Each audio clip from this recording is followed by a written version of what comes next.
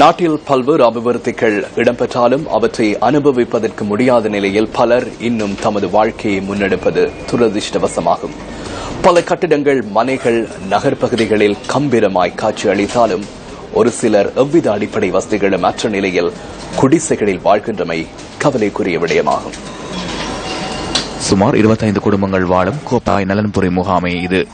எவ்வித அடிப்படை வசதிகளும் மற்ற நிலையில் இவர்கள் சொல்லனா துன்பங்களுடன் வாழ்க்கையை முன்னெடுத்து வருகின்றனர். இந்த மக்கள் இங்கு குடியமர்த்தப்பட்டு 26 வருடங்கள் கடந்துள்ளன. பலாலி, வசவளான் மற்றும் மயிலட்டி போன்ற தமது சொந்த இடங்களுக்கு திரும்ப வேண்டும் என்ற எதிர்பார்ப்பு இந்த மக்களிடையே அதிகமாக காணப்படுகின்றது.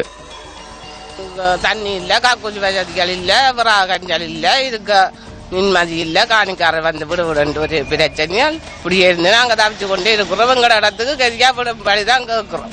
விட்டு நாங்க சுதந்திரமா இருக்க வேணும். இங்க இருந்து எங்களால ஒன்றும் செய்யல.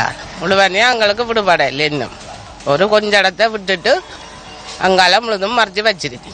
எங்களோட வீடு எல்லாம் முழுசா கிடந்தது. இப்ப எல்லாம் முடிச்சு கட்டிடங்கள் எல்லாம் எடுத்து போட்டு. இந்த நலன்புரி முகாமில் உள்ள சில குடும்பங்கள் சொந்த இடங்களுக்கு அனுமதிக்கப்பட்ட போதும் அங்கு அடிப்படை கட்டமைப்புகள் ஏற்படுத்தி கொடுக்கப்படாமையால் சொந்த இடங்களுக்கு மீண்டும் செல்வதற்கான வாய்ப்பு இவர்களுக்கு தடையாக காணப்படுகின்றது. இப்ப ஊருக்கு விட எங்களுக்கு எந்த பிரயோஜனமும் இல்ல. எங்கட ஊரை விட இங்க இருந்தா என்னன்ற மாதிரி எங்களுக்கு இப்ப தோணுது. ஏன்னா அங்க என்ன டொய்லெட் இல்ல, தண்ணி வசதி இல்ல. அங்க டேங்கில கூட நேற்று எங்கட வந்தது டேங்கில தண்ணி இல்லையா. நகர பகுதி மக்களை போன்று பல அபிவிருத்திகளை அனுபவிக்க வேண்டும் என்ற எதிர்பார்ப்பில் கோப்பாய் நலன்புரி மக்கள் காத்திருக்கின்றனர்.